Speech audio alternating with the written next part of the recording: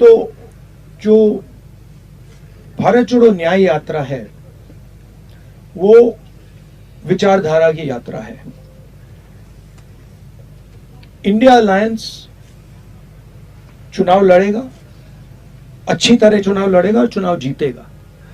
ये इस यात्रा का लक्ष्य जो न्याय का सवाल है उसको जनता के सामने रखने का है। सामाजिक न्याय, आर्थिक न्याय, राजनीतिक न्याय, उसमें बहुत सारी इश्यूज हैं।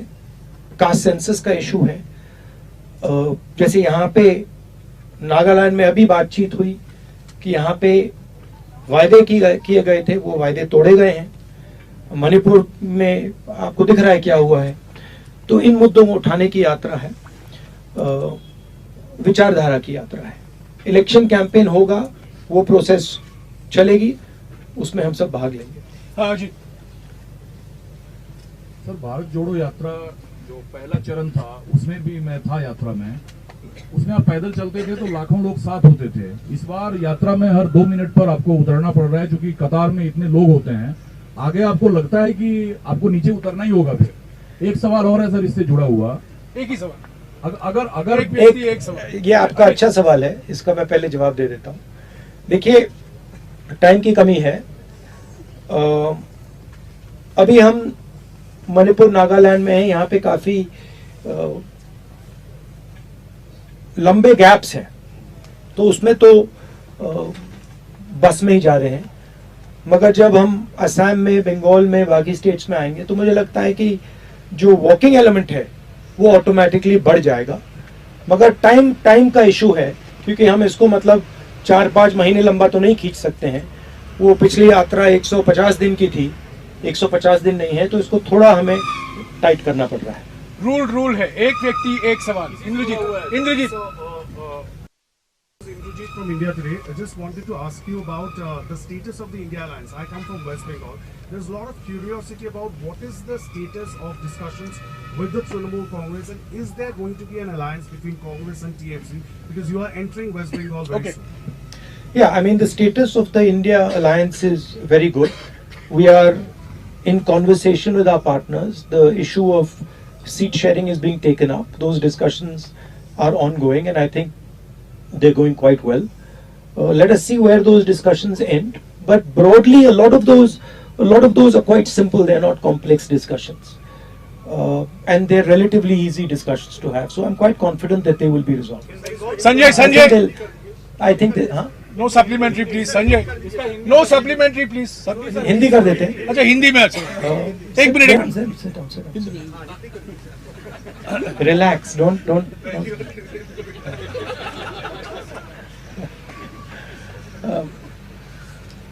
तो देखिए, इंडिया अलायंस के जो प्रोसेसेस हैं, डिस्कशंस हैं, अच्छी तरह चल रहे हैं। ज्यादातर जगह आसान है, ज्यादा कॉम्प्लिकेशंस नहीं है। 1-2 जगह थोड़े ज्यादा कॉम्प्लिकेटेड हैं, मगर मुझे लगता है कि काफी आसानी से जो सीट शेयरिंग की बात है और बाकी चीजें हैं, हम इनको रिजॉल्व कर लेंगे और काफी अच्छा इंडिया अलायंस चुनाव लड़ेगा। हाँ संजय। राहुल जी, आपने कल एक सभा में कहा था कि आप एक अल्टरनेट विजन देंगे ड्यूरिंग दिस यात्रा। वो अल्टरनेट विजन चुनाव के दौरान आएगा, उससे पहले आएगा? और अल्टरनेट विजन का कुछ ब्रॉड पैरामीटर्स क्या है, ये स्पेल आउट कर सकते हैं? ऑल्टरनेट विजन का फाउंडेशन हमने पिछली यात्रा में रखा था कि हम नफरत का हिंदुस्तान, बटा हुआ, टूटा हुआ हिंदुस्तान नहीं चाहते हैं। हम हार्मोनियस भाईचारे का हिंदुस्तान चाहते हैं। और वो भारत जोड़ो यात्रा was a resounding success. Everybody, even the BJP people से इट। नाउ उसका अगला कदम जो बीजेपी का जो मॉडल है, जो नफरत भरा हिंसा का मॉडल है, वो अन्याय का मॉडल भी है। उसमें 2-3 बड़े उद्योगपतियों को देश का पूरा धन मिल जाता है। जो ब्रॉड हमारी कम्युनिटीज हैं, सोशल ग्रुप्स हैं, दलित हैं, आदिवासी हैं, ओबीसी हैं, उनका पार्टिसिपेशन नहीं होता है। मैंने उदाहरण दिया, 90 अफसरों का मैंने उदाहरण दिया, और पूरे देश में इस बात को एक्सेप्ट की गई कि हिंदुस्तान की सरकार को जो ओबीसी हैं, दलित हैं, आदिवासी हैं, वो चलाते ही नहीं हैं। तो ये इश्यूज उठाई जाएंगी, बट मेन चीज हम रखना चाहते हैं कि जिस प्रकार से देश में अन्याय हो रहा है, इस अन्याय के बीच में और नफरत और हिंसा के बीच में लिंक है।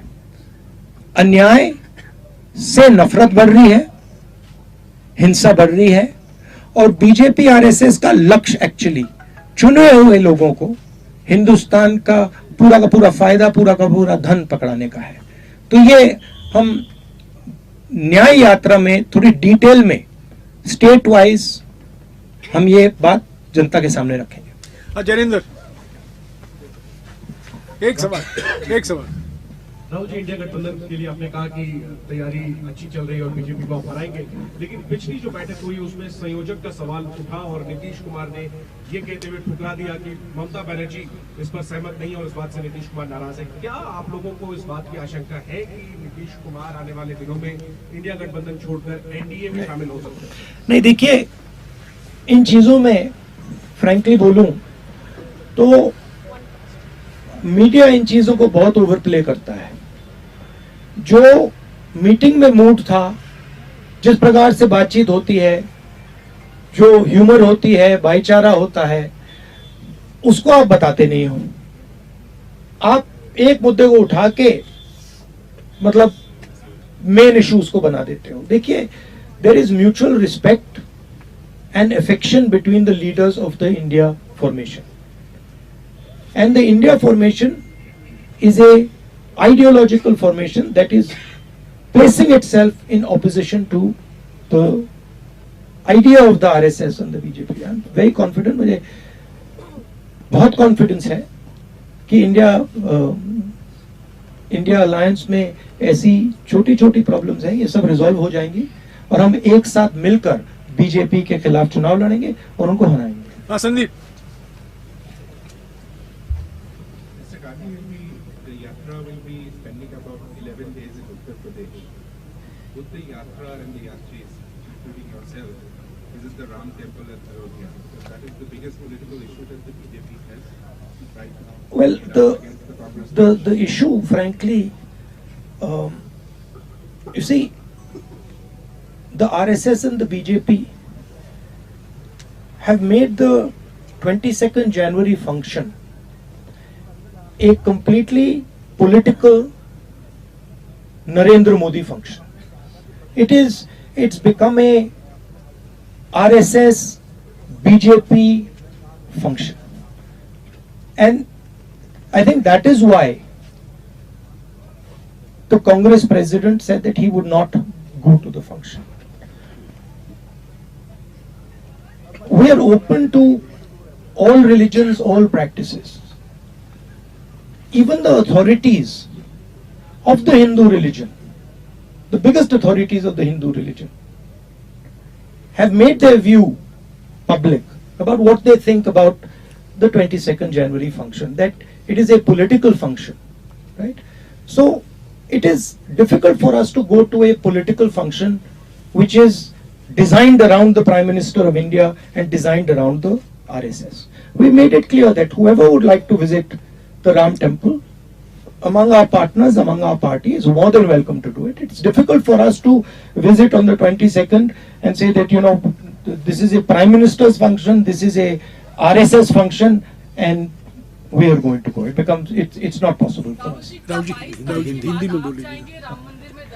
जो तो ये राम मंदिर 22 तारीख का फंक्शन जो है, ये राजनीतिक फंक्शन बन गया है। हिंदू धर्म के जो हमारे लीडर्स हैं, जो अथॉरिटीज हैं, उन्होंने कहा है कि वो नहीं जा पाएंगे क्योंकि ये राजनीतिक फंक्शन बन गया है। आरएसएस ने, बीजेपी ने 22 तारीख को एक चुनावी flavour, election flavour, political flavour दे दिया है। इसीलिए कांग्रेस प्रेसिडेंट ने इनकार किया वहां जाने का। जहां तक धर्म की बात है, हम सब धर्मों के साथ ये कहना चाहते हैं कि जो भी जाना चाहता है जा सकता है, कांग्रेस पार्टी से जा सकता है, but we cannot be party to a political function. It becomes very difficult for us when the Prime Minister of India and the RSS, our principal opponents, have captured a function and turned it into a election function. हाँ जी, young lady from Nagaland. एक minute. Esther here from Nagaland News Network. She's talking. Respect her, please. Esther here from Nagaland News Network, and I'm going to be asking in context to the state, of course. So, sir, Nagaland is going through a breakdown right now because of illegal taxation. So can you tell us how this yatra that you are doing right now is going to help in bringing justice to those people who are being taxed illegally and continuously for Well, many the years? first step in answering the question of justice is listening to the people and understanding exactly the nature of the injustice that they are feeling. And that is what we are trying to do. I said in the Bharat Jodo Yatra, we used to walk for 7-8 hours and we used to speak for 20-30 minutes. It is the same idea here. We have come here to listen to the people of Nagaland, and we have spoken to many people. I spent the whole of last evening talking to delegations. I have spoken to many people on the streets here to get a sense of how they are feeling, what the sense of betrayal is, what the anxiety is. With regards to the taxation issue, I think that is something that our local leadership would be much better at answering than I am. But from my perspective, listening is the first step to understanding and resolving unfairness. हाँ, Manoj GC. Rahul ji, Manoj GC. अगर BJP Manoj एक अजीत आप लोग हो गया, please बैठ जाइए. जी. Please बैठ जाइए.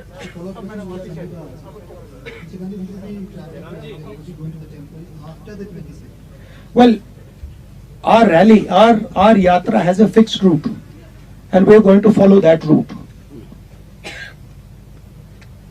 We're going to follow the route that I am on. This is a route that we have designed, and we are going to stick to this route. I actually don't know. I can check and tell you, but I will be somewhere on the route of the yatra. अजी Vikrant. I think we will be in Assam. हाँ विक्रांत. आपने जो जिन सवालों का जवाब दिया, इससे जुड़ा हुआ एक सवाल है कि आप जब परेशान होते हैं तो आप कैलाश मानसरोवर यात्रा भी गए थे, जहाज से एकदम से नीचे आए, आप अपने को शिव भक्ति करते हैं और शिव भक्ति करते हैं, लेकिन उसके बावजूद सियासत में जब बीजेपी और प्रधानमंत्री तमाम लोग कहते हैं कि कांग्रेस पार्टी गांधी परिवार हिंदू विरोधी है, उसका जवाब कैसे देंगे? देखिए, जो मेरी सोच है, जो सचमुच में धर्म को मानता है वो धर्म के साथ पर्सनल रिश्ता रखता है, वो अपनी लाइफ में धर्म का प्रयोग करता है। जो धर्म के साथ पब्लिक रिश्ता रखता है, मतलब जो धर्म यहां पे पहनता है, वो धर्म का फायदा उठाने की कोशिश करता है। मैं अपने धर्म की फायदा उठाने की कोशिश नहीं करता हूं, मुझे उसमें इंटरेस्ट नहीं है, मगर मैं जो धर्म है उसके जो प्रिंसिपल्स हैं उससे अपनी जिंदगी जीने की कोशिश करता हूं। तो मैं लोगों के साथ ठीक से बर्ताव करता हूं, लोगों की इज्जत रखता हूं।